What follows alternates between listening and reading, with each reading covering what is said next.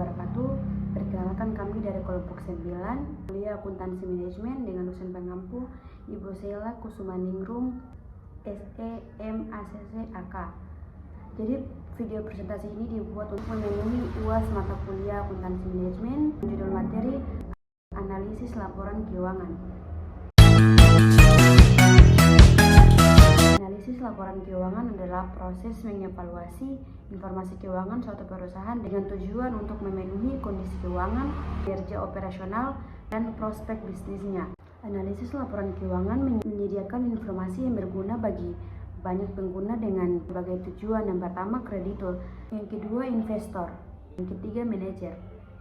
Ada dua analisis komunikasi, yaitu analisis horizontal dan analisis vertikal. Nah, contoh 16.1 ini menyusun laporan laba rugi common size yang menggunakan analisis horizontal periode dasar. Simpson Company menyediakan laporan laba rugi berikut untuk 3 tahun aktivitas operasional pertamanya.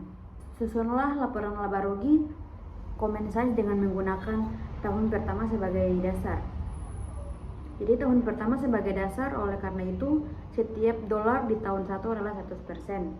Presentasi untuk line item sama dengan jumlah dolar line item dibagikan dengan jumlah dolar line item untuk tahun dasar dikalikan dengan 100. Di presentasi penjualan bersih tahun pertama 100.000 dibagikan dengan 100.000 dikalikan dengan 100 dapat 100%. Untuk penjualan bersih tahun kedua 120.000 dibagikan dengan 100.000 dikalikan dengan 100 dapat 120%. Untuk penjualan bersih tahun ketiga 132.000 dibagikan dengan 100.000 dikalikan dengan 100 dapat 132%. Jadi penjualan bersih tahun pertama 100.000 dikurangi beban pokok penjualan 60.000, margin kotor 40.000 dikurangi beban operasional 20.000, pajak penghasilan 8.000, laba bersih 12.000. Untuk presentasinya 100%.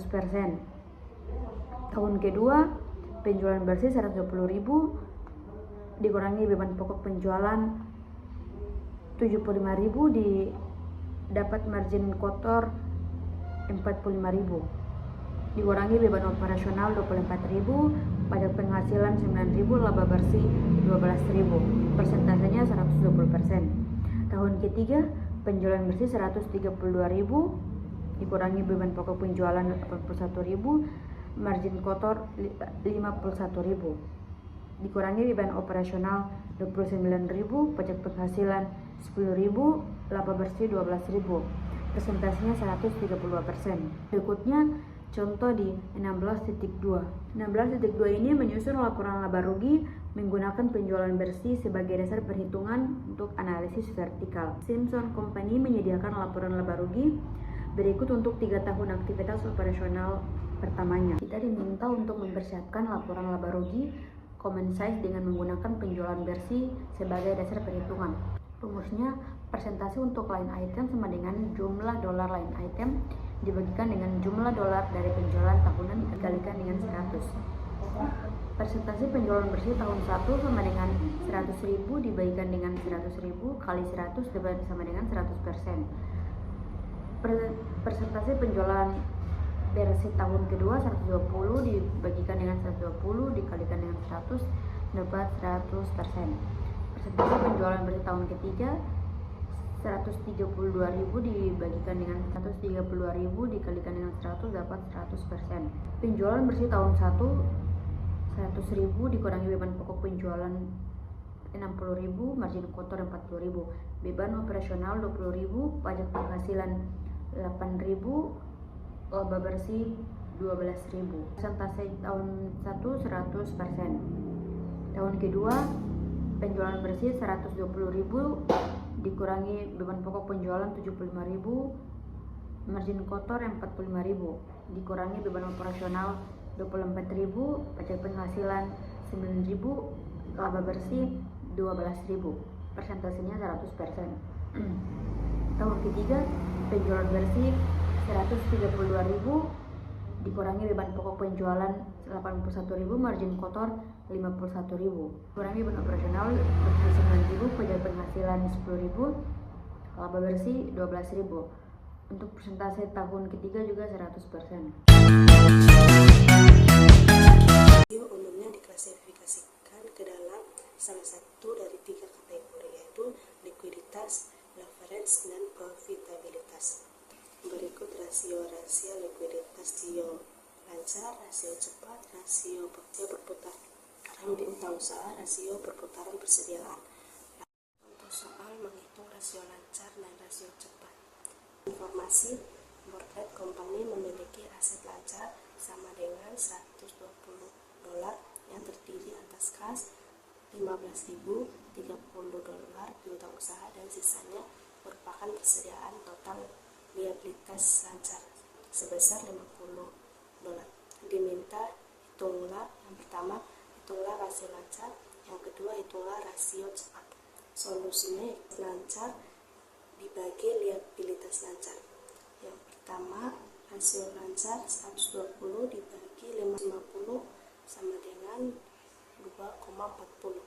Yang kedua, rasio cepat, yaitu kas tambah surat berharga tambah piutang usaha dibagi liabilitas lancar, yaitu 415 ditambah 50 tambah 30 dibagi 550, hasilnya 0,90. Rumus rasio perputaran piutang usaha sama dengan penjualan bersih dibagi rata-rata piutang usaha. Untuk cara menghitung rata-rata piutang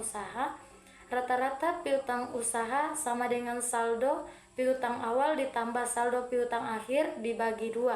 Selanjutnya, Constant 16.4 informasi tahun lalu Schuster Company memiliki penjualan bersih $750 dan beban pokok penjualan $400. Hitung rata-rata piutang usaha dan hitung rasio perputaran piutang usaha dan hitung perputaran piutang usaha dalam jumlah hari. Untuk solusi, rata-rata piutang usaha, saldo piutang awal ditambah saldo piutang akhir dibagi 2, 98.500, 101.500 dibagi 2 sama dengan 100. Untuk rasio perputaran piutang usaha penjualan bersih atau rata-rata piutang usaha 750 dibagi 100, perputaran piutang usaha dalam jumlah hari dalam 1 tahun atau rasin perputaran piutang usaha 365, 7 dibagi 500. Galatan buktikan jawaban sampai 1 angka di belakang koma. Terms interest earning ratio. Nah, rasio leverage yang pertama menggunakan laporan laba rugi untuk menilai kemampuan perusahaan dalam membayar utang-utangnya. Terdapat pada rumus terms interest earning ratio sama dengan laba sebelum pajak ditambah beban bunga dibagi beban bunga. Untuk menghitung terms interest earning ratio, nah di sini perusahaan Calvin Company menyediakan laporan laba rugi pada tahun lalu yang di mana terdapat pada penjualan 900.000, beban pokok penjualan 350.000, margin kotor 550.000, beban operasional 270.000, laba operasional 280.000, beban bunga 15.000, laba sebelum pajak 265.000. Pajak penghasilan 80.000, laba bersih 185.000. Nah, di sini Calvin Company meminta untuk menghitung terms interest earning ratio seperti yang kita ketahui rumusnya yang sebelum saya sudah membacanya. Nah, di sini terms interest earning ratio sama. Nah, laba bersihnya kita lihat pada laporannya. Laba bersihnya yaitu 265.000 ditambahkan beban bunga yaitu 15.000, kemudian dibagikan beban bunga lagi 15.000. Kemudian dijumlahkan dulu yaitu 265.000 ditambah 15.000 sama dengan 280 dibagi 15.000, hasilnya 18,7. Nah, kemudian masuk pada rasio utang yaitu investor dan kreditur merupakan 2 sumber modal yang utama. Rasio lain yang berguna dalam penilaian leverage untuk perusahaan adalah debt to equity ratio. Terdapat pada rumusnya debt to equity ratio sama dengan total liabilitas dibagi total ekuitas pemegang saham. Nah, untuk menghitung rasio utang dan rasio utang terhadap ekuitas. Di sini soalnya laporan posisi keuangan Gmail Company menunjukkan total liabilitas sebesar 450.000, total ekuitas pemegang saham sebesar 300.000, total aset sebesar 750.000. Di sini Gmail Company meminta dua, yaitu menghitung rasio utang untuk menghitung Gmail. Oke, langsung saja kita hitung sesuai rumus, yaitu rasio utang sama dengan total liabilitas, yaitu 450.000 dibagi total aset 750.000, maka hasilnya 0,60 atau dikecilkan menjadi 60%. 2. Hitung rasio utang terhadap ekuitas untuk Gmail, yaitu debit to equity ratio sama dengan total liabilitas 450.000 dibagikan total ekuitas pemegang saham 300.000 dan hasilnya 1,50. Dia profitabilitas, investor memperoleh return melalui penerimaan dividen, apresiasi nilai pasar terhadap saham yang mereka miliki. Imbal hasil atas penjualan adalah margin laba atas penjualan terdapat pada rumus imbal hasil atas penjualan sama dengan laba bersih bagi penjualan. Untuk menghitung imbal hasil atas penjualan, ini company meminta imbal hasil atas penjualan. Hasil atau penjualan sama dengan 2.300.000 dibagi 50.000 sama dengan 0,046 atau dikecilkan menjadi 4,6%. Pada imbal hasil atas total aset atau return total aset, yaitu mengukur seberapa efisien aset yang digunakan dengan menghitung imbal hasil atas total aset atau return on total aset yang digunakan untuk menghasilkan keuntungan. Terdapat rumus-rumus, yaitu imbal hasil atas total aset sama dengan laba bersih ditambah beban bunga dikali 1 kurang tarif pajak dibagi rata-rata total aset. Rata-rata total aset sama dengan total aset awal ditambah total aset akhir dibagi 2. Nah, untuk menghitung rata-rata total aset dan imbal hasil atas aset, yaitu ada dua yang diminta. Hitung rata-rata total aset, yaitu rata-rata total aset sama dengan total aset awal 30 juta ditambah total aset akhir 32 juta sama dengan 62 juta dibagi 2 sama dengan 31 juta. Yang kedua diminta menghitung imbal hasil atas total asetnya, yaitu imbal hasil atas total aset sama dengan 2.300.000 ditambah 400.000 dikali 1 sama dengan 2.300.000. Turun ke bawah dikali 200.000 sama dengan 2.500.000 dibagi 31, maka hasilnya 0,0806 atau dikecilkan menjadi 0,6%. Contoh 16.10. Menghitung rata-rata ekuitas saham biasa dan imbal hasil atas ekuitas pemegang saham.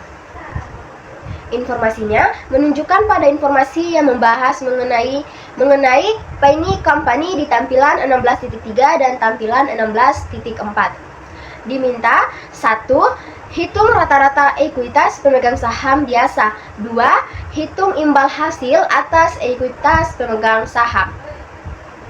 Solusinya 1.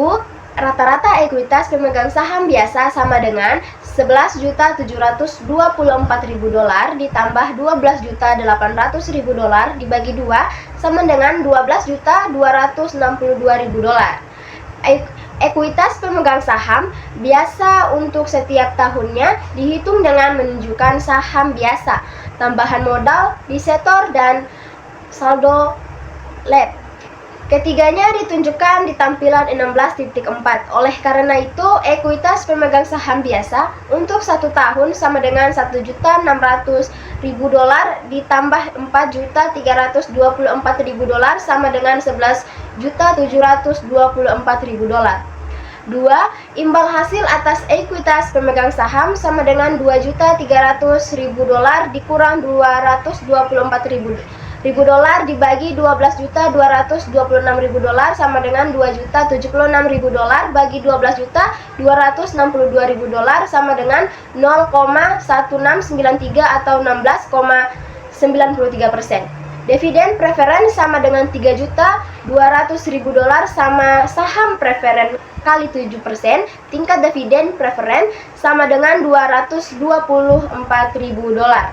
Contoh selanjutnya adalah contoh 16.11 menghitung laba per lembar saham atau earnings per share atau EPS. Informasinya menunjukkan informasi yang membahas mengenai Pioneer Company di tampilan 16.3 dan tampilan 16.4.